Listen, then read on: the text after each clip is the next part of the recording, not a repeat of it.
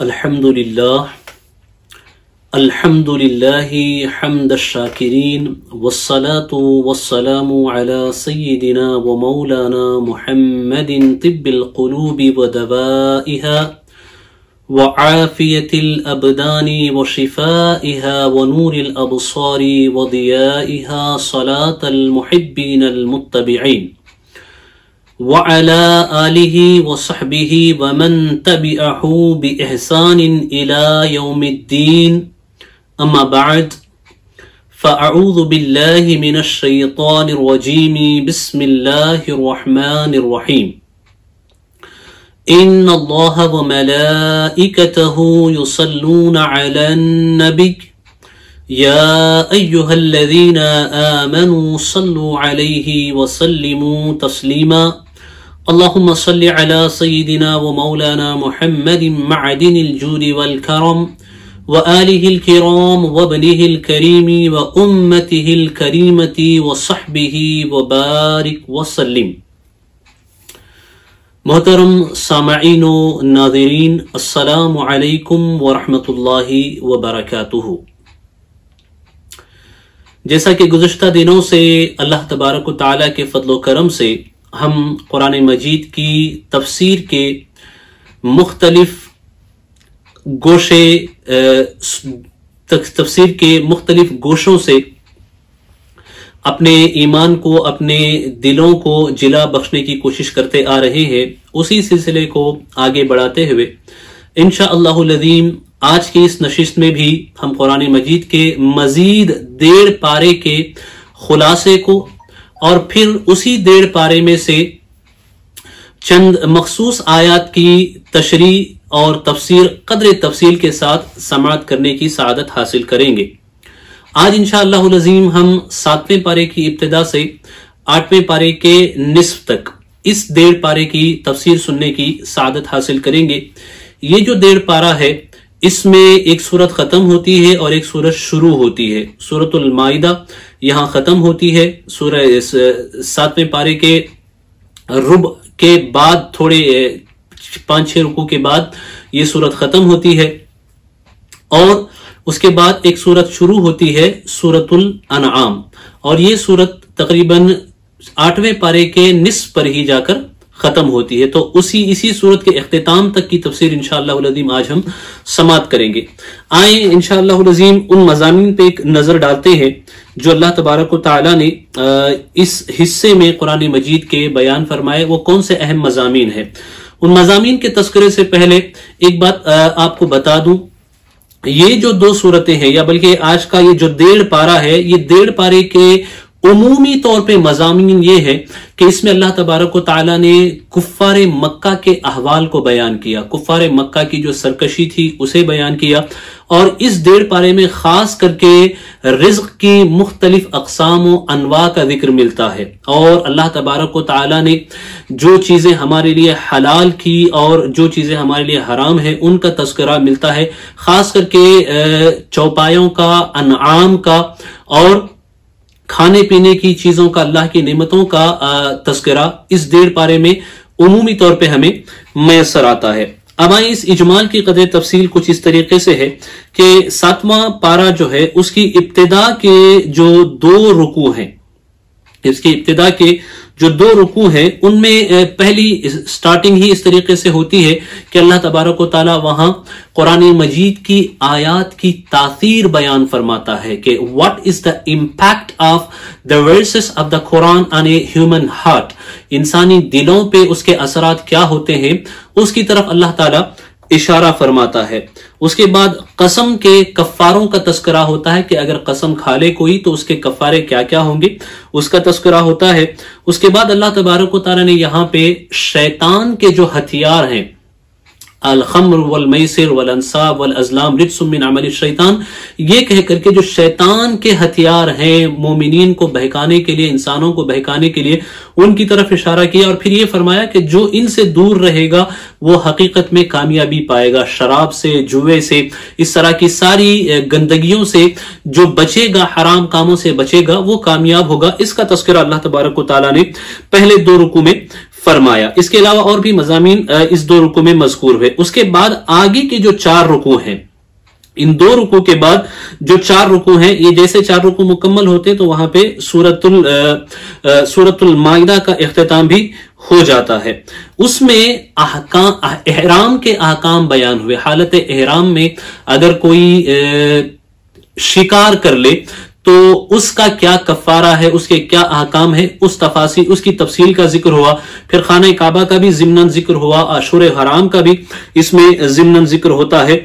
اور زیادہ تر اس حصے میں حضرت عیسیٰ علیہ السلام کے جو معجزات ہیں، ان کے جو کمالات ہیں، پھر ان کے حوارین ہیں، ان کی آپس کی گفتگو ہے، پھر حضرت عیسیٰ علیہ السلام اور ان کے حوارین پہ اللہ کا جو انعام ہے اس کا تذکرہ ہوتا ہے کہ کس طریقے سے اللہ تبارک و تعالیٰ نے حضرت عیسیٰ علیہ السلام پہ آسمان سے دسترخوان نازل فرمایا، جسے مائدہ کہہ کر کے قرآن نے ذکر کیا۔ تو اسی مائدے کے تذکرے کی بنا پہ اس سورت کا نام بھی سورۃ المائدہ رکھا گیا ہے۔ اس مائدے کا تذکرہ ہوا اور حضرت عیسیٰ علیہ السلام کی کچھ تعلیمات کا بھی یہاں پہ ذکر ہوا۔ اس کے بعد پھر اللہ کی رحمت اور اللہ کے عذاب کو بیان کیا گیا کہ اللہ تبارک و تعالیٰ اگر عذاب فرمائے تو وہ بندے ہی ہیں، اور مغفرت فرمائے تو وہ مغفرت فرمانے والا بڑا رحیم و کریم پروردگار ہے۔ اس کا بیان ہوتے ہوتے اس سورت کا اختتام ہوتا ہے۔ سورۃ المائدہ یہاں پہ ختم ہوتی ہے، پھر یہاں سے سورۃ الانعام کی سٹارٹنگ ہوتی ہے۔ سورۃ الانعام یہاں سے شروع ہوتی ہے۔ اگر آپ سورۃ الانعام کا مطالعہ کریں گے تو سورۃ الانعام کے ابتدائی جو 8 رکوع ہیں، the beginning 8 رکوع in the سورۃ الانعام، اس کے یہ جو 8 رکوع ہیں، ان 8 رکوع میں زیادہ تر اللہ تبارک و تعالی نے کفار مکہ کے احوال بیان فرمائے، ان کی جو سرکشیاں ہیں، ان کے بیجا جو سوالات ہیں، اور رسول اکرم صلی اللہ تعالی علیہ وسلم سے ان کے جو بیجا مطالبات ہوتے تھے، ان مطالبات کو اللہ تبارک و تعالی نے یہاں پہ بیان فرمایا، اور خاص کر کے کفار کے حالات ہی کا یہاں پہ تذکرہ ہوا، اور ان کی نافرمانیوں کا ذکر ہوا۔ حضور اکرم صلی اللہ علیہ وسلم کو ان کے حوالے سے مطلع کیا گیا۔ اور اس کے بعد کے جو اگلے 4 رکوع ہیں، اس میں اس بات کو بیان کیا گیا کہ حضرت ابراہیم علیہ السلام کا جو ایک مکالمہ ہوا اپنے چچا آزر سے، اللہ تبارک و تعالیٰ کی وحدانیت کے حوالے سے اس مکالمے کا اس میں تذکرہ ملتا ہے۔ اس کے بعد حضرت ابراہیم علیہ السلام حالت سفر میں جو گفتگو ہوئی، اس پوری گفتگو کو تفصیل کے ساتھ یہاں اللہ تبارک و تعالیٰ نے اس کو بیان فرمایا۔ اس کے بعد ان کی جو اپنی قوم کے لوگوں سے حجت ہوئی اللہ تعالیٰ کی وحدانیت کے حوالے سے، آپ کے جو دلائل ہیں ان دلائل کی طرف بھی یہاں پہ اشارہ ہوا۔ اس کے بعد انبیاء سابقین حضرت نوح علیہ السلام، پھر انبیاء بنی اسرائیل کا تذکرہ ہوا، خاص کر کے انبیاء کے ناموں کا ذکر لے کر کے یہاں پہ بیان کیا گیا۔ اور اس کے علاوہ دوسروں کے جو معبود ہیں، قرآن مجید نے یہاں ایک قاعدہ اصول ہمیں بتایا کہ اگر تم اللہ کی عبادت کرتے ہو تو یہ بہت اچھی بات ہے، لیکن تم دوسروں کے معبودوں کو برا بھلا مت کہو، کیونکہ تم اگر ایسا کرو گے تو وہ بھی تمہارے معبودوں کو برا بھلا کہیں گے۔ ایک زرین اصول، ایک گولڈن رول قرآن مجید نے ہمیں یہاں پہ عطا فرمایا۔ اس کے بعد مشرکین کی کچھ صفات کا تذکرہ ہے، مشرکین کی جو عادتیں ہیں ان عادتوں کا تذکرہ، ان کا تذکرہ ہوتے ہوتے 7واں پارہ یہاں پر مکمل ہوتا ہے۔ اس کے بعد 8ویں پارے کی ابتدا سے نصف تک، یعنی یوں سمجھ لیں کہ 8ویں پارے کی ابتدا سے نصف کا مطلب سورۃ الانعام کے اختتام تک، یہاں زیادہ تر کفار عرب کے جو حالات ہیں انہی کا یہاں پہ بھی ذکر ہوا، اور رزق کی مختلف قسموں کا ذکر ہوا، انعام کا ذکر ہوا، چوپایوں کا ذکر ہوا، جانوروں کا ذکر ہوا، جس کی بنا پہ اسی مناسبت سے اس سورت کا نام انعام رکھا گیا۔ اسی مناسبت سے اس سورت کو سورۃ الانعام بھی کہا جاتا ہے۔ اللہ کی نعمتوں کا ذکر ہوا، طرح طرح کے میووں کا ذکر ہوا، زمین میں جو اللہ تبارک و تعالیٰ نے کاشتکاری کے جو احکام ہیں ان کا بھی قدر ذکر ہوا کہ جو چیزیں زمین سے اگتی ہے ان کی زکوٰۃ وغیرہ کیسے دی جائے گی، اس کا ذکر ہوا۔ اس کے بعد آخر میں कुर्बानी की जो असल रूह है, यहाँ हजरत इब्राहिम अलैहिस्सलाम का तस्करा हुआ, फिर उस अजीम दुआ का जिक्र हुआ, इन्नी वजहतु वजहिया लिल्लज़ी फतरस समावाति वल अर्द, इसका जिक्र हुआ। उसके बाद फिर वो जो कुर्बानी की स्पिरिट है, द स्पिरिट ऑफ सैक्रिफाइस, कि whatever we do it for the sake of अल्लाह सुब्हानहू व तआला, just for the sake of अल्लाह सुब्हानहू व तआला, कि जो भी हम करें वो अल्लाह की रजा के लिए करें, ये कुर्बानी की असल है। फिर ये बयान हुआ, कुल इन्ना सलाती व नुसुकी व महयाया व ममाती लिल्लाहि रब्बिल आलमीन। इस आयत पाक का तस्करा हुआ कि हमारी जिंदगी, हमारी नमाजें, हमारी हयात, हमारी कुर्बानियां, ये सब कुछ जो भी है ये अल्लाह तबारक व तआला के लिए ही है, और ऐसा ही होना चाहिए। मोमिनीन की यही आदतें हैं, मोमिनीन की यही खुसूसियात हैं। इसका जिक्र करते हुए यहाँ पे सूरतुल अनआम की तकमील होती है, सूरतुल अनआम यहाँ पे मुकम्मल होती है। अब आइए इंशाअल्लाह अज़ीम इन्हीं 1.5 पारे में से कुछ सूरतुल माइदा की कुछ आयतें और सूरतुल अनआम की भी कुछ आयतें तफसीर की शक्ल में हम सुनने की सादत हासिल करेंगे। अल्लाह तबारक व तआला हमें इस कलाम की बरकतों से मालामाल फरमाए, इस सूरत की और इस अल्लाह के कलाम की आयतों की जो नूरानियात हैं, अल्लाह उससे हमारे दिलों को मुजल्ला फरमाए। इरशाद होता है अल्लाह तबारक व तआला की तरफ से, बड़ी प्यारी आयात हैं और बड़ी ही मुफीद आयात हैं जिनका यहां पे जिक्र हुआ, जिससे 7वें पारे की इब्तिदा होती है। इसमें बहुत सारे ऐसे उसूल पोशीदा हैं इन आयात में कि अगर हम इसको अपनाएं तो इंशाअल्लाहुल अज़ीम ये हमारे लिए बहुत ही कारआमद होंगे, बहुत ही बेनिफिशियल होंगे। इरशाद होता है, वइज़ा समिअू मा उन्ज़िला इलर रसूली तरा अयुनहुम तफीदु मिनद्दमइ मिम्मा अरफू मिनल हक। और जब सुनते हैं वो जो रसूल की तरफ उतरा, यानी कुरान मजीद की आयत को जब वो लोग सुनते हैं तो उनकी आंखें देखो कि आंसुओं से उबल रही हैं, उनकी आंखें देखो कि आंसुओं से उबल रही, यानी ज़ारो कतार आंसू उनकी आंखों से बह रहे हैं और लगातार आंसू उनकी आंखों से बह पड़ते हैं, इसलिए कि वो हक को पहचान गए, इसलिए कि वो हक को पहचान गए। यकूलूना रब्बना आमन्ना फक्तुबना मअश-शाहिदीन, कहते हैं ऐ रब हमारे हम ईमान लाए तो हमें हक के गवाहों में लिख दे, या अल्लाह तू हमें हक के गवाहों में लिख दे। यहां देखें ये जो अजीम आय करीमा है, ये आय करीमा अगरचे इसका सबब नुज़ूल जो है उस एक मखसूस जमात के साथ है, लेकिन कायदा ये है कि अल इबरतु बि उमूमि लफ्ज़ ला बि खुसूसी सबब। एतबार जो होता है वो सबब के खास होने का नहीं होता है बल्कि लफ्ज के आम होने का होता है। यानी ये आयत अगरचे एक मखसूस रीजन है इसके बिहाइंड, इसका बैकग्राउंड एक मखसूस रीजन है इसके नुज़ूल का, लेकिन इसका मतलब ये नहीं है कि ये आयत सिर्फ वहीं तक के लिए है, बल्कि इन आयत में जो आम उमूमियत है अल्फाज की वो सबके लिए है, और हर जगह इन आयत का मफहूम जहां मुनासिब हो और उससे इस्तिशहाद व इस्तिदलाल किया जा सकता है। तो यहां देखिए दरअसल हुआ ये कि नसारा में से कुछ लोग जिनके सामने कुरान मजीद की तिलावत की गई, मुख्तलिफ मौके पे ऐसे मामलात पेश आए। खुद हबशा से आने वाले लोग जब हुजूर की बारगाह में आए तो हुजूर ने उनके सामने कुरान मजीद पढ़ा, जैसे कुरान की तिलावत हुजूर ने फरमाई तो ज़ारो कतार वो रोने लगे, उनके आंखों से आंसू बह पड़े। यहाँ कुरान ने जिस लफ्ज का जिक्र फरमाया उसे भी हमें देखने की जरूरत है। कुरान मजीद यहाँ पे फरमाता है अल्लाह तबारक व तआला, तफीदु मिनद्दम, तफीदु मिनद्दम यानी आंसुओं से उबल रही हैं उनकी आंखें। फैद के माने अरबी में ये होते हैं कि किसी चीज का भर करके छलक जाना, इसके माने ये होते हैं अरबी जबान में। इसीलिए जब दरिया में पानी खूब जमा हो जाए और रफ्तार के साथ बहने लगे, यहां तक कि उसके किनारों पर भी छलक आ जाए, तो उसको भी जो है फैज या फैजान कहकर के जिक्र किया जाता है। इसी तरीके से अगर प्याले में इतना पानी डाल दिया जाए कि वो भर करके बहने लगे तो इसे भी फैज का मादा फादा यफीदु तफीद, इसका इस्तेमाल अरबी जबान में होता है। तो यहां ये कि उनकी आंखें मुकम्मल भर आईं और छलकने लगी। تو हुजूर अकरम सल्लल्लाहु अलैहि वसल्लम की बारगाह में जब ये लोग हाजिर हुए, हुजूर ने यासीन की तिलावत की तो ये रोने लगे। इसी तरीके से नजाशी के दरबार में जब हजरत जाफर तैयार ने आयात की तिलावत की थी तो उनकी आंखों से ज़ारो कतार आंसू बहने लगे थे।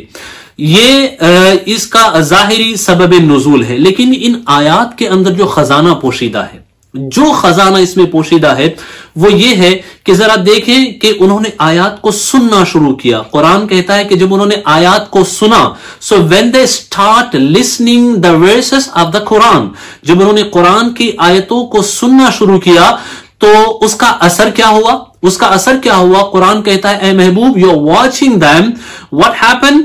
दे टीयर अप, उनकी आंखों से आंसू बहने लगे, ऐसे बहने लगे, ज़ारो कतार बहने लगे। और जब वो आंसू बहने लगे तो हुआ क्या?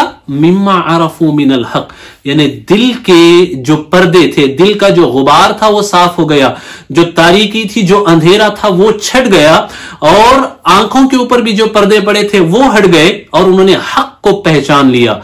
गोया के कुरान मजीद की आयत को सुनने से यह साबित होता है, इस आयत से इस बात की तरफ इशारा है कि कुरान की आयत को सुनने से न सिर्फ ये कि दिल साफ होता है बल्कि आंखें भी साफ होती हैं। इसीलिए कुरान मजीद की तिलावत की जो बरकतें बयान की गई उसमें यह भी बयान किया गया कि कुरान की तिलावत की बरकत यह है कि ये इंसान का कॉन्फिडेंस बढ़ाती है, ये इंसान के दिल को मजबूत करती है और साथ ही साथ ये निगाहों को बढ़ाती है, रोशनी को बढ़ाती है। और जो कुरान को देखता है, देखता रहे तो देखने से उसकी आंखों की रोशनी बढ़ती चली जाती है। अल्लाह ताला में कुरान मजीद पढ़ते रहने की, देखते रहने की, सुनते रहने की तौफीक व सआदत अता फरमाए। फिर इरशाद हुआ, वमा लना ला नुमिनु बिल्लाहि वमा जाअना मिनल हक्कि व नतमउ अन युदखिलना रब्बुना मअल कौमिस सालिहीन, और हमें क्या हुआ कि हम ईमान ना लाए अल्लाह पर और उस हक पर कि हमारे पास आया, और हम तमा करते हैं कि हमारा रब नेक लोगों के साथ दाखिल करे, यानी अल्लाह हमें नेक लोगों में शामिल करे। कहते हैं कि कुरान की आयत की तासीर ऐसी है कि आंखों के सारे पर्दे हट गए, दिल के ऊपर जो पर्दे पड़े थे वो भी हट गए, तो अब ईमान ना लाने के लिए कोई वजह नहीं है। लिहाजा हम बिला झिझक अल्लाह की जात पे और हुजूर की वहदानियत पे और इस्लाम की हक्कानियत पे ईमान लाते, फिर अल्लाह से दुआ करते हैं कि और उम्मीद करते हैं कि अल्लाह करीम हमें नेक लोगों के साथ शामिल फरमाएगा। तो ये दुआ करते रहना चाहिए कि अल्लाह हमें नेक लोगों के साथ रखे, नेक लोगों के साथ रहने की, बैठने की, उठने की तौफीक व मवाक़े अल्लाह हमें अता फरमाए। फिर जब इन्होंने ये किया तो अल्लाह की तरफ से क्या इनाम होता है उसका जिक्र होता है, फ़असाबहुमुल्लाहु बिमा क़ालू जन्नातिन तजरी मिन तहतिहल अन्हारु खालिदीन फीहा वज़ालिका जज़ाउल मुहसिनीन। तो अल्लाह ने उनके उस कहने के बदले उन्हें बाग दिए, अल्लाह ने उन्हें बाग दिए, वे है ग्रांटेड देम द गार्डन्स इन जन्नत, हमने उन्हें जन्नत के अंदर बाग अता किए जिनके नीचे नहरें रवा हैं, जिसके नीचे से नहरें बहती हैं, नदियां बहती हैं, हमेशा उनमें रहेंगे। They will live in these gardens for ever, वो उन जन्नतों में, जन्नत के उन बागों में हमेशा रहेंगे। Nobody can remove them from there, कोई उन्हें वहां से निकाल नहीं सकेगा।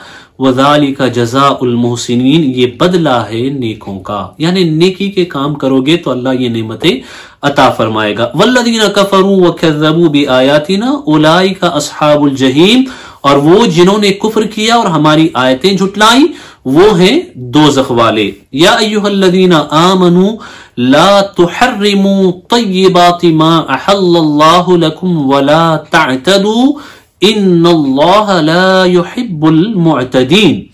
ऐ ईमान वालों, हराम न ठहराओ वो सुथरी चीजें कि अल्लाह ने तुम्हारे लिए हलाल की, और हद से ना बढ़ो, बेशक अल्लाह हद से बढ़ने वाले बेशक हद से बढ़ने वाले अल्लाह को नापसंद है। अल्लाह डजंट लाइक दिस पीपल जो हद से ज्यादा बढ़ते हैं, बहुत ज्यादा ओवर करते हैं, ओवर रिएक्ट करते हैं। अब यहां देखें, ये जो आयत करीमा है इसके हवाले से ये तफसीरों में जिक्र मिलता है, तफसीर तबरी है, तफसीर कुर्तुबी है, तफसीर इब्न कसीर है, उसमें कि ये आयत दरअसल उस वक्त नाजिल हुई कि صحابہ میں سے ایک گروہ جو ہے یہ حضور اکرم صلی اللہ تعالی علیہ وسلم کا واعظ سننے کے لیے بیٹھا. حضور نے اپنا خطاب بیان فرمایا تو کچھ مزید تفاصیل انہوں نے ام المؤمنین سیدتنا عائشہ صدیقہ رضی اللہ تعالی عنہا سے جانی، اور جاننے کے بعد یہ لوگ جب حضرت عثمان ابن مظعون کے گھر میں جمع ہوئے تو یہ آپس میں ان لوگوں نے یہ طے کیا کہ اب ہم اسلام پہ اتنا زیادہ عمل کریں گے کہ کسی نے کہا کہ ہم شادی بالکل نہیں کریں گے، کسی نے کہا آج کے بعد ہم کھانا پینا چھوڑ دیں گے، کسی نے کہا کہ ہم نیند کو ترک کر دیں گے، جاگتے ہی رہیں گے. یہ ساری چیزیں ہوئی تو اللہ تبارک و تعالیٰ نے یہ آیات نازل فرمائی اور فرمایا کہ جو پاک اور اچھی چیزیں اللہ نے تمہارے لیے حلال کی ہے اسے تم اپنے اوپر حرام مت کرو چونکہ یہ اللہ کو پسند نہیں ہے. You must keep the balance in دین اینڈ دنیا. یہ سکھایا گیا کہ تم دین اور دنیا دونوں میں توازن رکھو. حضور اکرم صلی اللہ علیہ وسلم کو جب ان کے اس ارادے کی خبر ملی، ان کی ان باتوں کی خبر ملی تو حضور نے فرمایا کہ دیکھو میں کھاتا بھی ہوں، پیتا بھی ہوں، اور میں شادی بھی کرتا ہوں، نکاح بھی کرتا ہوں، اور رات کے کچھ حصے میں آرام بھی کرتا ہوں. لہذا حضور نے فرمایا کہ جو میری سنت سے بے رغبتی کرے گا وہ مجھ سے نہیں. سو اسلام جو ہے ایک ایسا دین ہے جو توازن اور بیلنس کی طرف ہمیں بلاتا ہے کہ ایسا نہیں ہے کہ تم دنیا کو چھوڑ کر کے مکمل ہی دنیا سے بیزار ہو جاؤ، بلکہ جو چیزیں اللہ نے تمہارے لیے جائز اور حلال کی ہیں تم اس سے استفادہ کرو، فائدہ اٹھاؤ، اور جو حرام و ناجائز ہیں ان سے بچو. لہذا ارشاد ہوا وَكُلُوا مِمَّا رَزَقَكُمُ اللَّهُ حَلَالًا طَيِّبًا، اور کھاؤ جو کچھ تمہیں اللہ نے روزی دی حلال پاکیزہ. وَاتَّقُوا اللَّهَ الَّذِي أَنْتُمْ بِهِ مُؤْمِنُونَ، اور ڈرو اللہ سے جس پر تمہیں ایمان ہے، جس رب پہ ایمان رکھتے ہو اس سے ڈرتے رہو. اب آئیے انشاءاللہ العظیم ایک دوسرے حصے کی طرف منتقل ہوتے ہیں اور وہاں سے بھی کچھ آیات ہم سماعت کرتے ہیں اور اس کی تفسیر سن کے اپنے علم میں اضافے کی انشاءاللہ العظیم ہم سعادت حاصل کرتے ہیں. اللہ تبارک و تعالی ارشاد فرماتا ہے وَهُوَ الْقَاهِرُ فَوْقَ عِبَادِهِ وَيُرْسِلُ عَلَيْكُمْ حَفَظًا، اور وہی غالب ہے اپنے بندوں پر اور تم پر نگہبان بھیجتا ہے. علیکم حفظہ، حفظہ کی تفسیر میں مفسرین نے فرمایا کہ حفظہ سے مراد یہاں پہ ملائکہ ہیں، فرشتے ہیں. جیسے قرآن مجید کی متعدد آیات ہیں جو اس کی طرف اشارہ کرتی ہے. جیسے دوسری جگہ ارشاد ہوا لہو معقبات من بین یدیہ ومن خلفہ، اس کا یہاں پہ بھی فرشتوں کا ذکر ہوا. اس کے علاوہ اگر آپ دوسری صورتوں میں دیکھیں تو وہاں پر بھی اللہ تبارک و تعالیٰ نے فرشتوں کا ذکر فرمایا کہ ان کی کوئی بات نہیں ہوتی ہے مگر یہ کہ اللہ کے فرشتے لکھنے والے انہیں لکھ لیتے ہیں جو کچھ وہ بیان کرتے ہیں. تو حفظہ سے مراد یہاں پہ فرشتے ہیں، یعنی اللہ ان سے انسان کے ظاہر کی بھی حفاظت فرماتا ہے اور انسان کے اعمال کو بھی یہ لوگ نوٹ کرتے ہیں، خاص کر کے کرامن کاتبین. Here is a one important thing which I want to mention, which is we are living in a place that we are surrounded by the CCTV cameras. When the camera is watching you, you don't want to do anything stupid.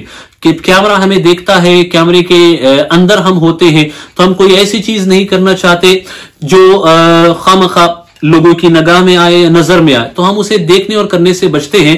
You can imagine, آپ سوچیں یہ جو camera ہے it can't record your sound. جو سی C T V کیمرے ہوتے ہیں یہ جس آپ کے ایکشنز جو ظاہری ہوتے ہیں انہیں ریکارڈ کرتے ہیں، لیکن جو کرامن کاتبین جن کو اللہ نے مقرر فرمایا ہے they will record your thinking, they will record if you have a hatred in your heart. اگر آپ کے دلوں میں نفرت ہے تو اس کو بھی وہ ریکارڈ کریں گے. آپ کے دلوں میں اگر برے خیالات ہیں، سوچ ہے، فکر ہے، بدظنی ہے مومنین کے حوالے سے، اسے بھی وہ ریکارڈ کریں گے. then we must be very careful about kiraman and katibin. جس طرح ہم کیمرے کو دیکھ کر کے ایسی ویسی چیزیں یا ناپسندیدہ چیزیں کرنے سے بچتے ہیں، تو اس سے زیادہ بہتر یہ ہے کہ ہم ان فرشتوں کا خیال کریں کہ they are always with us and they will never make any mistake. ان کی کوئی خطا نہیں ہوگی. کیمرہ کبھی ٹیکنیکل ڈیفالٹ کی بنیاد پہ ہو سکتا ہے آپ کی حرکتوں کو ریکارڈ نہ کرے، لیکن یہ جو دو فرشتے ہیں یہ ہمیشہ ریکارڈ کرتے ہیں. ارشاد ہوتا ہے حتی اذا جاء احدکم الموت توفتہ رسلنا وهم لا يفرطون. یہاں تک کہ جب تم میں کسی کو موت آتی ہے ہمارے فرشتے اس کی روح قبض کرتے ہیں और वो कसूर नहीं करते, they will never do any mistake. अल्लाह के जो फरिश्ते हैं वो कभी भी कोई खता नहीं करते। यहां फरमाया गया कि रुसुलुना, हमारे रुसुल, हमारे फरिश्ते ये रूह कब्ज करते हैं कि व्हाट वी नो, और जो आम है what is popular and famous कि हजरत इजराइल अलैहिस्सलाम ये रूह कब्ज करते हैं। तो इसकी तत्बीक इस तरीके से है कि अल्लाह सुब्हानहू व तआला has given A group of angels of mercy to Syedna Israel अलैहिस्सलाम, those who work under the leadership of Syedna Israel अलैहिस्सलाम, कि ये हजरत इजराइल अलैहिस्सलाम की मातहती में काम करते हैं। और एक ग्रुप है फरिश्तों का जो अजाब के फरिश्ते होते हैं, ये भी हजरत इजराइल अलैहिस्सलाम की मातहती में काम करते हैं। जब रूह कब्ज करने का वक्त आता है तो हजरत इजराइल अलैहिस्सलाम ये दोनों ग्रोह के फरिश्तों को लेकर के आते हैं। अगर काफिर होता है तो अजाब के फरिश्ते आगे होते हैं, और फिर अगर मोमिन होता है, नेक बंदा होता है, सालेह बंदा होता है, नेकोकार होता है, तो नेकी के फरिश्ते आगे आते हैं।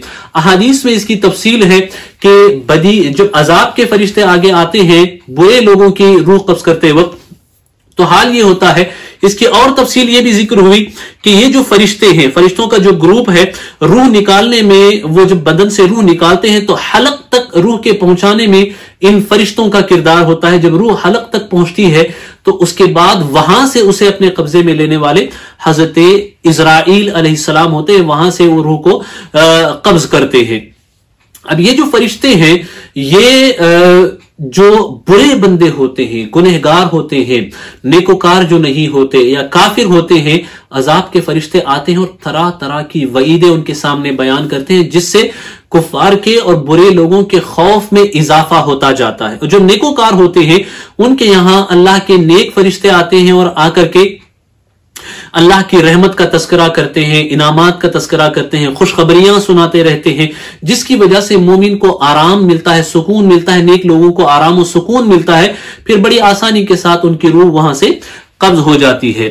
सुम्मा रुद्दू इलल्लाहि मौलाहुमुल हक, फिर फेरे जाते हैं अपने सच्चे मौला की तरफ। अला लहुल हुक्म व हुवा असरउल हासिबीन, सुनता है उसी का हुक्म है, सुनता है उसी का हुक्म है, और वो सबसे जल्द हिसाब करने वाला है। यानी अल्लाह का जो हिसाब है सबसे जल्द है। इसकी वजह यह है, अल्लाह डजंट नीड टू थिंक, अल्लाह को कोई चीज सोचने की, विचार करने की, फिक्र करने की जरूरत इसे पेश नहीं आती है, शुमार करने की, काउंट करने की अल्लाह को कोई हाजत और जरूरत नहीं होती है। लिहाजा अल्लाह का हिसाब बहुत तेज हिसाब होता है। कुल मई युनज्जीकुम मिन गुलुमातिल बर्री वल बहरी तदऊनहु तदर्रुअन व खुफिया, तुम फरमाओ वो कौन है जो तुम्हें नजात देता है जंगल और दरिया की आफतों से, जिसे पुकारते हो गिड़गिड़ा कर और आहिस्ता के, अगर वो हमें और आहिस्ता के, लइन अंजाना मिन हादिही लनकूनन्न मिन शाकिरीन, कि अगर वो हमें इससे बचावे, अगर अल्लाह हमें इस अजाब से बचा ले तो हम जरूर एहसान मानेंगे, तो हम जरूर एहसान मानेंगे।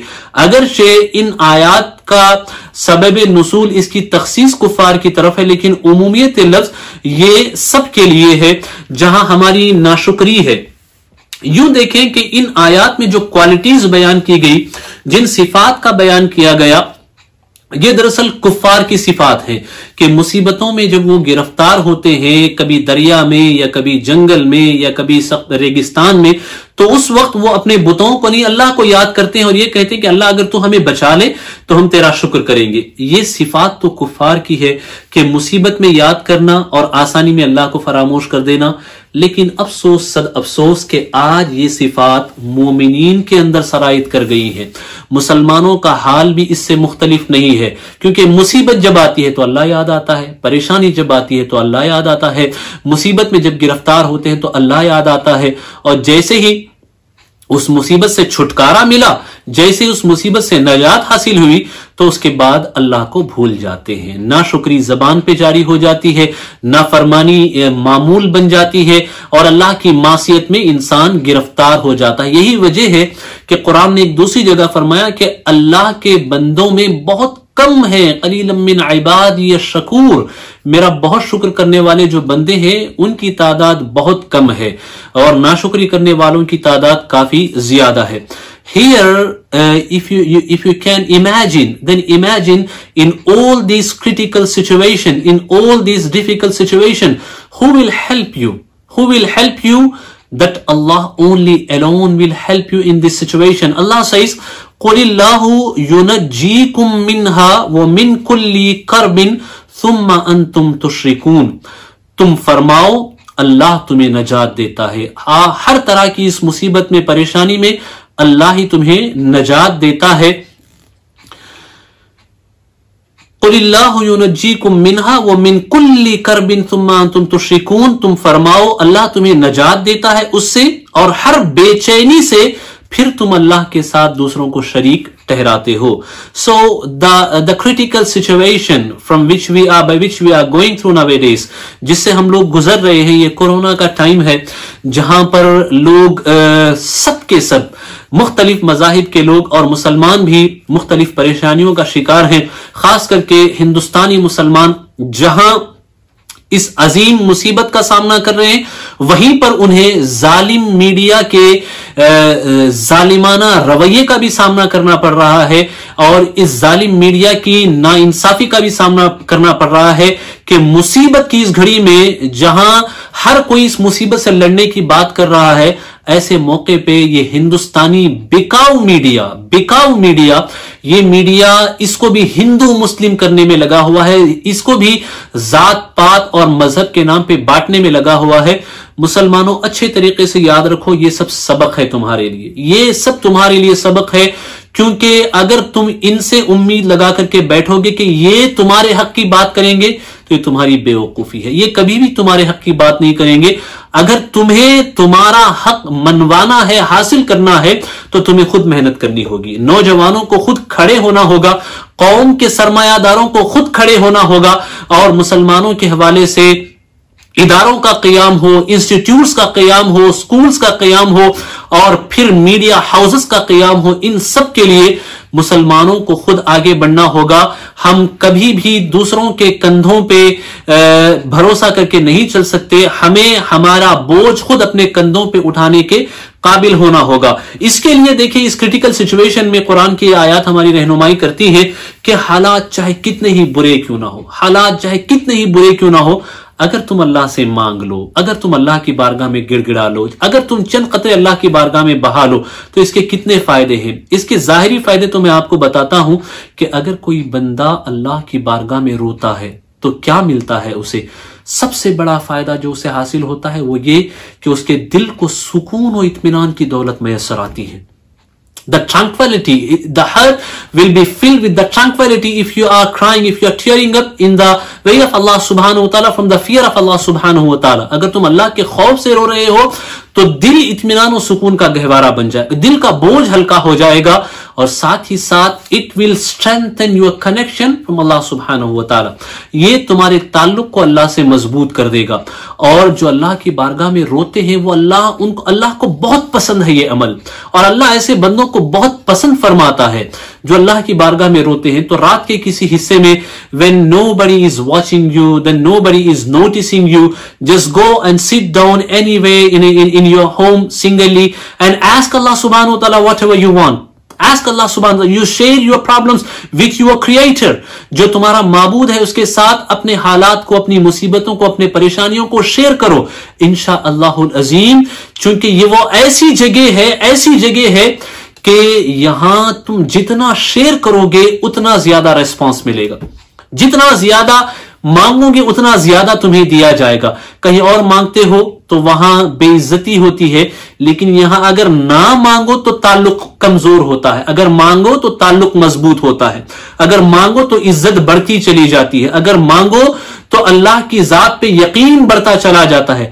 اتنا ہی نہیں, مانگنے کو اللہ نے عبادت بنا دیا ہے, دعا کو اللہ نے عبادت بنا دیا ہے. رو رو کر مانگو, گریا کر کے مانگو, اللہ کی بارگاہ میں آنسو بہا کر کے مانگو, کیونکہ یہ آنسو اللہ کی بارگاہ میں بڑے قیمتی ہیں. موتی بنا کے شان کریمی نے چن لیے, قطرے جو تھے گرے میرے عرق انفعال کے. اللہ کی بارگاہ میں رونا یہ بڑی پیاری چیز ہے میرے بھائیوں، بڑی پیاری چیز ہے. روئیں اللہ کی بارگاہ میں. اللہ تبارک و تعالی ہمیں دنیا کی یاد میں رونے سے بچائے، کیونکہ دنیا کی یاد میں روتے ہو تو دل مردہ ہو جاتا ہے، دل مردہ ہو جاتا ہے. لیکن اللہ کی یاد میں اگر رو گے تو دل مردہ نہیں ہوگا، بلکہ جو مردہ دل ہے وہ زندہ ہو جائے گا. کیونکہ یہ آنکھیں دل کی، یہ آنسو دل کی زمین پہ پانی کا کام کرتے ہیں، اور جب تم توبہ کرو گے تو اسی دل کی زمین پر اگر زمین بنجر ہو گئی ہو گناہوں سے، تو آنسوؤں کے پانی سے اور توبہ کی برکت سے تمہارے دلوں میں اللہ کے نور کا سبزہ اگے گا، تمہارے دلوں سے اللہ کے نور کی ہریالی اگے گی. پھر اس کے بعد حال یہ ہوگا کہ تمہارا تعلق اپنے رب سے مضبوط ہوگا. اللہ توفیق عطا فرمائے. ارشاد فرماتا ہے اللہ تبارک و تعالی کہ یہی تمہاری مصیبت کو دور کرنے والا ہے. پھر ارشاد ہوا قل هو القادر على ان يبعث عليكم عذابا من فوقكم او من تحت ارجلكم او يلبسكم شيعا ويذيق بعضكم بأس بعض انظر كيف نصرف الآيات لعلهم يفقهون. حضور اکرم صلی اللہ علیہ وسلم کو اللہ نے حکم دیا تم فرماؤ وہ قادر ہے کہ تم پر عذاب بھیجے، وہ قادر ہے کہ تم پر عذاب بھیجے تمہارے اوپر سے. اللہ اس بات پہ قادر ہے کہ تمہارے لیے اگر وہ چاہے تو وہ تم پر اوپر سے عذاب بھیجے، یا تمہارے پاؤں کے تلے سے یا زمین کے نیچے سے تمہارے لیے کوئی عذاب نکالے. The situation of corona، اس کو اپنے ذہن میں رکھیں کہ اللہ اگر چاہے تو اوپر سے بھی عذاب نازل کر سکتا ہے، زمین سے بھی عذاب کو اللہ نکال سکتا ہے، یا تمہیں بھڑا دے مختلف گروہ کر کے اور ایک کو دوسرے کی سختی چکھائے. دیکھو ہم کیوں کر طرح طرح سے آیتیں بیان کرتے ہیں کہ کہیں ان کو سمجھ ہو. میرے پیارے آقا صلاۃ التسلیم کے پیارے دیوانوں، ذرا دیکھیں کہ اللہ کا عذاب کس وقت آتا ہے؟ جب نافرمانیاں حد سے بڑھنے لگتی ہیں، جب گناہ حد سے بڑھنے لگتا ہے، جب ظلم کا اضافہ ہوتا ہے، اس وقت اللہ تبارک و تعالیٰ کا عذاب نازل ہوتا ہے. یہاں میں کچھ احادیث آپ کے سامنے ذکر کرنا چاہوں گا کہ جب یہ آیات نازل ہوئی، جب یہ آیات نازل ہوئی، بخاری شریف کی حدیث ہے، مسلم شریف کی حدیث ہے کہ جب یہ آیات نازل ہوئی تو اللہ حضور اکرم صلی اللہ علیہ وسلم نے فرمایا کہ میں اللہ کی پناہ چاہتا ہوں، میں اللہ سے پناہ مانگتا ہوں. جب یہ ذکر ہوا کہ اللہ چاہے تو اوپر سے عذاب نازل کرے، پھر جب یہ ہوا کہ نیچے سے بھی اللہ چاہے تو عذاب نازل کر سکتا ہے، عذاب نکال سکتا ہے، حضور نے فرمایا میں اس سے بھی اللہ کی پناہ چاہتا ہوں. اور اس کے بعد کا جو ذکر ہوا حضور نے اس پہ بھی کہا، اس کا ذکر ہوا تو پھر اس پر حضور نے فرمایا، بعض روایت میں احون کا ذکر آتا ہے اور بعض میں ایسر کا ذکر آتا ہے. یہ تو آسان ہے، یہ تو بہت آسان ہے اللہ تبارک و تعالیٰ کے، یہ بہت آسان ہے، اس کا حضور نے ذکر فرمایا. حدیث پاک دراصل اس طریقے سے ہے کہ حضور اکرم صلی اللہ تعالیٰ علیہ وسلم نے اللہ تبارک و تعالیٰ کی بارگاہ میں دعا کی. یہ طبرانی میں، نسائی میں، بخاری، مسلم میں مختلف الفاظ کے ساتھ یہ احادیث وارد ہیں، جس کا مفہوم کچھ اس طریقے سے بنتا ہے. حضور اکرم صلی اللہ علیہ وسلم نے بنی معاویہ اس جگہ پہ حضور نے نمازیں عطا فرمائی، حضور نے وہاں پہ صلاۃ الرغبہ ادا فرمائی اور صلاۃ الرحبہ بھی ادا فرمائی. اور ان نمازوں کو ادا کرنے کے بعد حضور نے خوب دعا فرمائی اور اس دعا میں حضور نے گریہ فرمایا. یہاں اور ایک بات میں آپ کو بتانا چاہتا ہوں، اگر آپ حضور اکرم صلی اللہ علیہ وسلم کی پوری حیات اٹھا کر کے دیکھو، if you search in the life history of beloved Prophet صلی اللہ تعالی علیہ وسلم, then you will find very few moments where رسول اللہ صلی اللہ علیہ وسلم is laughing، جہاں حضور اکرم صلی اللہ علیہ وسلم ہنس رہے ہیں. You will find many moments where رسول اللہ صلی اللہ تعالی علیہ وسلم is smiling، جہاں حضور مسکرا رہے ہیں. اس کے بہت سارے نمونے اور مشاہدے آپ کو کتب احادیث اور سیرت میں ملیں گے، لیکن ہنسنے والے کہ حضور اکرم صلی اللہ تعالی علیہ وسلم خوب ہنس رہے ہیں، یہ مواقع آپ کو کم ملیں گے.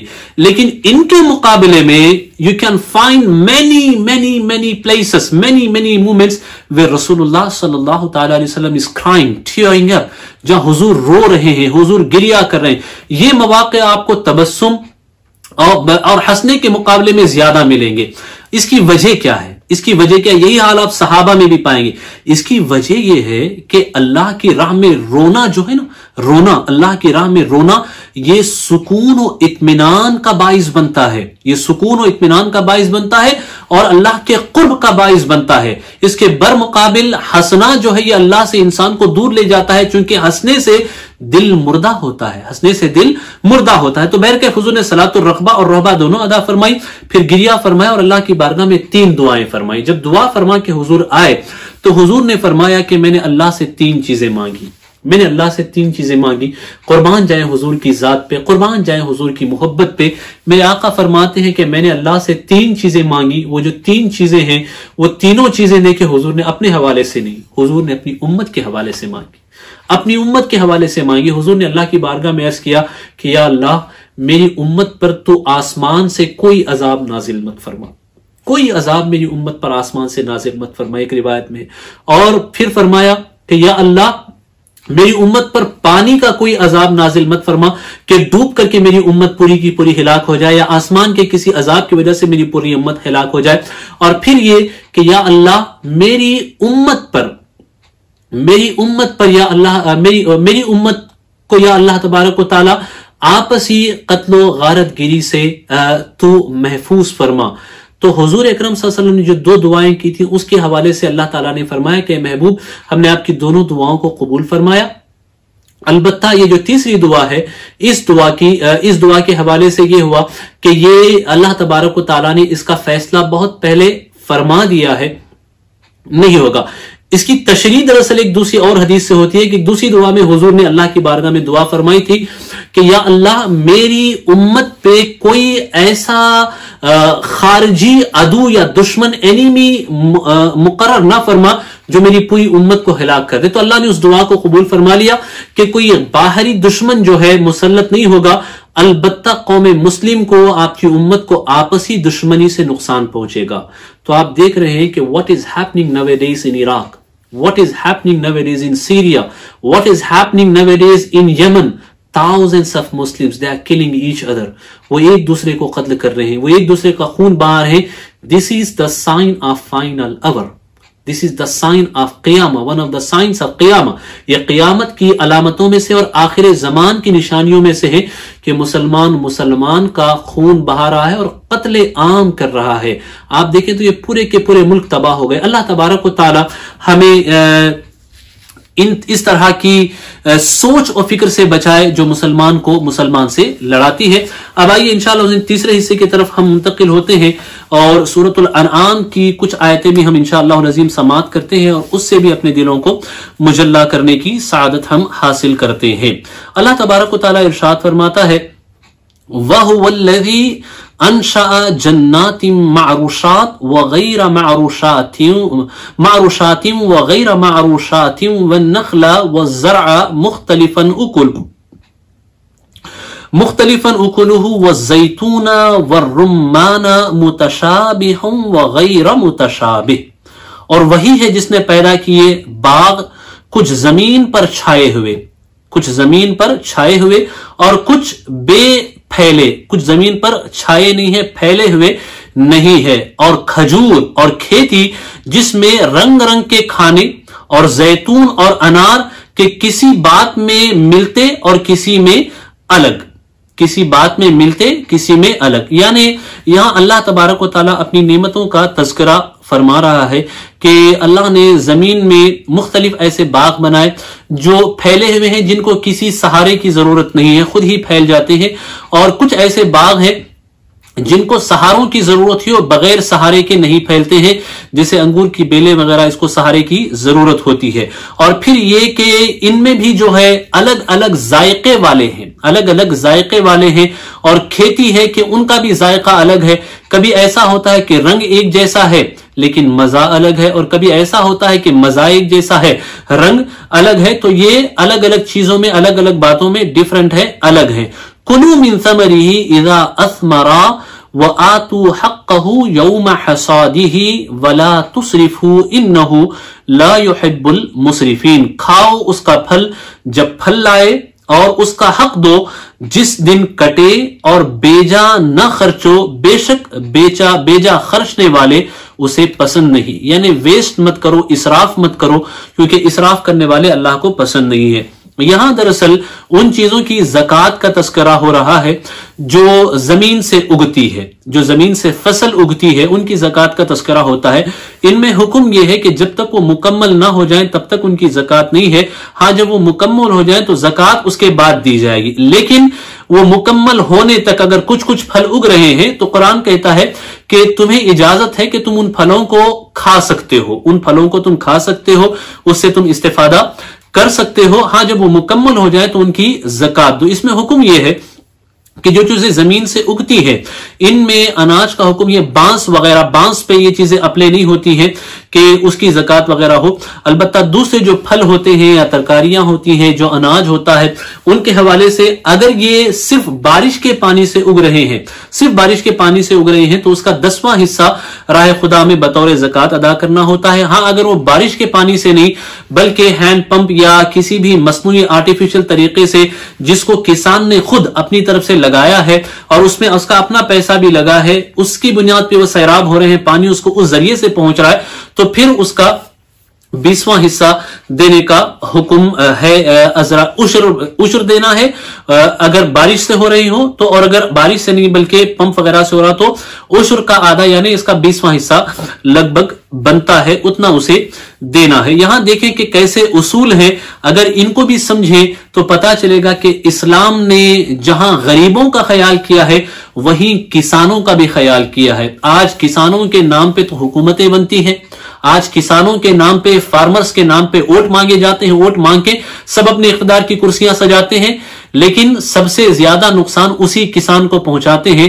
لیکن اسلام کا نظام ایسا ہے کہ کسان کی محنت کا یہاں پہ اعتبار کیا گیا، اور اگر وہ اس پہ اپنا خرچ کر رہا ہے تو اس کا بھی خیال کیا گیا کہ اس میں اسے زکات کے لیے یا خرچ کرنے کے لیے اتنا نہ کہا جائے، بلکہ اس کا جو خرچ ہوا ہے اس کا بھی لحاظ رکھا گیا، کیونکہ اسلام ایک مکمل دین ہے، لہذا ان سب چیزوں کی طرف بھی ہماری رہنمائی کی گئی۔ کلوا مما رزقکم اللہ ولا تتبعوا خطوات الشیطان انہ لکم عدو مبین، کھاؤ اس میں سے جو اللہ نے تمہیں روزی دی اور شیطان کے قدموں پر نہ چلو، بے شک وہ تمہارا صریح دشمن ہے۔ ثمانیة ازواج من الضأن اثنین ومن المعز اثنین قل آذکرین حرم ام الانثیین ام اشتملت علیہ ارحام الانثیین نبئونی بعلم ان کنتم صادقین۔ 8 نر اور مادہ، ایک جوڑا بھیڑ کا اور ایک جوڑا بکری کا، تم فرماؤ کیا اس نے دونوں نر حرام کیے یا دونوں مادہ، یا وہ جسے دونوں مادہ پیٹ میں لیے ہیں؟ کسی علم سے بتاؤ اگر تم سچے ہو۔ وَمِنَ الْإِبِلِ اثْنَيْنِ وَمِنَ الْبَقَرِ اثْنَيْنِ قُلْ آذَكَرَيْنِ حَرَّمَ أَمِ الْأُنثَيَيْنِ أَمَّ اشْتَمَلَتْ عَلَيْهِ أَرْحَامُ الْأُنثَيَيْنِ أَمْ كُنْتُمْ شُهَدَاءَ إِذْ وَصَّاكُمُ اللَّهُ بِهَذَا فمن اظلم ممن افترى على الله كذبا ليضل الناس بغير علم ان الله لا يهدي القوم الظالمين۔ اور ایک جوڑا اونٹ کا اور ایک جوڑا گائے کا، تم فرماؤ کیا اس نے دونوں نر حرام کیے یا دونوں مادہ، یا وہ جسے دونوں مادہ پیٹ میں لیے ہیں؟ کیا تم موجود تھے جب اللہ نے تمہیں یہ حکم دیا؟ تو اس سے بڑھ کر کون ظالم جو اللہ پر جھوٹ باندھے کہ لوگوں کو اپنی جہالت سے گمراہ کرے، بے شک اللہ ظالموں کو راہ نہیں دکھاتا، انہیں اللہ ہدایت نہیں دیتا۔ دراصل یہ جو آیات ہیں، ان آیات کا بیک گراؤنڈ دراصل یہ ہے، اس کا پس منظر یہ ہے کہ کفار مکہ جو تھے، ایک تو نبوت کا انکار کرتے اور ساتھ ہی ساتھ ان کا معمول یہ ہوتا تھا، کبھی یہ کہتے تھے کہ فلاں بکری ہمارے اوپر حرام ہے، یعنی مادہ بکری، فیمیل بکری، وہ بکری ہم پہ حرام ہے، کبھی کہتے کہ بکرا ہم پہ حرام ہے، اسی طریقے سے اونٹ یا اونٹنی کے حوالے سے کہتے کہ یہ اونٹنی ہم پہ حرام ہے، اور کبھی یہ کہتے کہ یہ اونٹ ہم پہ حرام ہے، حالانکہ ان کے حرام ہونے کی کوئی وجہ یہاں موجود نہیں، کوئی بھی ظاہری سبب ہے ہی نہیں. کبھی کبھار جو جانور پریگننٹ ہوتا، حمل سے ہوتا، اس کے حوالے سے کہتے کہ یہ ہم پہ حرام ہے، یا پھر پیٹ میں جو ہے وہ ہم پہ حرام ہے. اس طرح کی باتیں وہ اپنی طرف سے کہتے رہتے. تو جب اسلامی احکام بیان ہوئے تو حضور اکرم صلی اللہ تعالی علیہ وسلم نے مسلمانوں کو بتایا، مسلمانوں کو سمجھایا کہ دیکھو یہ سب کفار کی جو عادتیں ہیں اس کی کوئی اصل نہیں ہے. یہ بکری ہو، اونٹ کے بچے چاہے نر ہو یا مادہ ہو، جو بھی ہے یہ سب اللہ نے تمہارے لیے حلال کیے ہیں، اس کو حرام کرنے کی کوئی وجہ نہیں ہے. جب یہ باتیں حضور اکرم صلی اللہ علیہ وسلم نے بیان کی تو کفار نے اپنے بہت بڑے خطیب کو، جو ان کا خطیب تھا، اس خطیب کو حضور اکرم صلی اللہ تعالی علیہ وسلم کی بارگاہ میں بھیجا. مالک ابن عوف یہ خطیب تھا، یہ آیا حضور کی بارگاہ میں اور آ کر کے کہا کہ آپ ان چیزوں کو جو ہمارے باپ دادا بیان کرتے تھے غلط ٹھہراتے ہیں، کہ فلاں فلاں آپ کہتے ہیں کہ کبھی اونٹ کا کھانا یا پھر بکریوں کا کھانا، نر و مادہ کا کھانا حرام نہیں ہے، آپ کھا سکتے ہیں، حالانکہ یہ ہمارے باپ دادا کے جو طریقے ہیں، ان کی جو بتائی ہوئی باتیں ان کے خلاف ہے. تب حضور اکرم صلی اللہ تعالی علیہ وسلم نے اس سے باتیں کی تو حضور نے فرمایا کہ بتاؤ تو صحیح یہ حرام ہے کس بنا پہ؟ کیا کسی بکری نے تمہیں کہا، یا کسی اونٹ نے تمہیں کہا، یا کسی اونٹنی نے تمہیں کہا، یا پھر کسی بکرے نے تمہیں کہا، یا پھر جو پیٹ میں ہے اس نے کہا؟ وجہ کیا ہے حرام کرنے کی؟ کوئی ریزن ہے تمہارے پاس؟ جب حضور نے اس طریقے سے لاجیکلی بات کی، منطقی انداز میں بات کی، تو وہ جو بہت بڑا خطیب تھا، وہ جو اوریٹر تھا کفار کا، ان کا بہت بڑا خطیب مانا جاتا تھا، فصیح اللسان مانا جاتا تھا، جس کو زبان پہ ہولڈ و اختیار تھا، وہ حضور کے سامنے ایک دم لاجواب ہو گیا، ایک دم لاجواب ہو گیا، اور اسے بات کرنے کے لیے کوئی بات بن ہی نہیں پڑی. کیونکہ وہ سوچتا تھا کہ اگر ہم اب کہہ دیں گے کہ بھائی اونٹنی نے کہا ہے تو پھر ساری اونٹنیاں کہیں ایسا نہ ہو کہ ہم کہہ کے پھنس جائیں اور ساری اونٹنیوں کو ہمیں حرام مان کے انہیں چھوڑنا پڑے. بکری کے حوالے سے کہہ دیں تو پھر ساری بکریوں کو ہمیں حرام ماننا پڑے. اونٹوں کو کہہ دیں تو پھر ساری اونٹوں کا کھانا ہی کہیں ہم پہ دشوار نہ ہو جائے.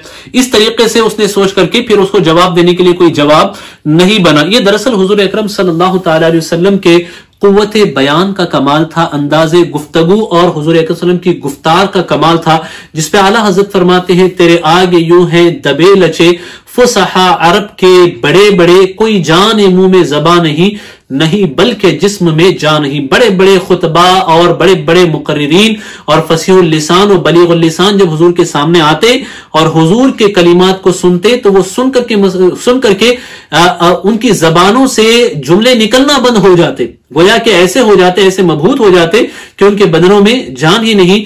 یہ حضور کے کمال بیان کی شان ہے، حضور کے انداز بیان کا یہ کمال ہے. تو حضور اکرم صلی اللہ علیہ وسلم نے یہ بیان فرمایا، ان کو سمجھایا، اور پھر یہ کہا کہ یہ سب چیزیں تمہیں پتا کیسے چلی؟ تم تو نبوت کا انکار کرتے ہو، تو اس کا علم تمہیں کیسے حاصل ہوا؟ یہاں نبوت کی بھی ایک دلیل حضور اکرم صلی اللہ علیہ وسلم نے ان کو دی کہ ہم یہ اس لیے بیان کر رہے ہیں کہ کیونکہ ہمیں اللہ نے بتایا، اور اللہ صرف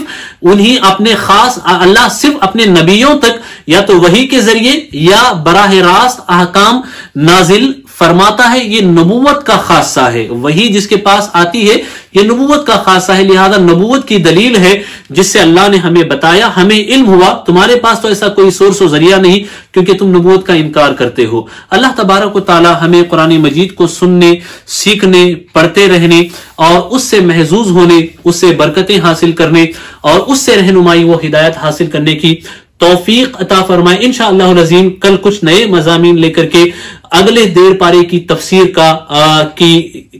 تفسیر کا خلاصہ لے کر کے انشاءاللہ العظیم ہم آپ کی بارگاہ میں حاضر آئیں گے. اللہ تبارک و تعالیٰ کی بارگاہ میں دعا ہے کہ جو کچھ بیان ہوا اس میں کوئی خطا ہو، غلطی ہو، لفظاً، سہواً، قصداً، معناً، تو اللہ اپنے پیارے حبیب صاحب الاولاق صلی اللہ تعالی علیہ وسلم کے صدقے میں معاف فرمائے اور اللہ اسے اپنی بارگاہ میں قبول فرمائے. استغفر اللہ استغفر اللہ استغفر اللہ ربی من کل ذنب و خطیئۃ و اتوب الیہ وما علینا الا البلاغ. السلام علیکم ورحمۃ اللہ وبرکاتہ. آج ہی SDI چینل کو سبسکرائب کریں، بیل آئیکن پر کلک کریں. ہماری حوصلہ افزائی کے لیے کمنٹس، لائک اور شیئر بھی کرتے رہیں.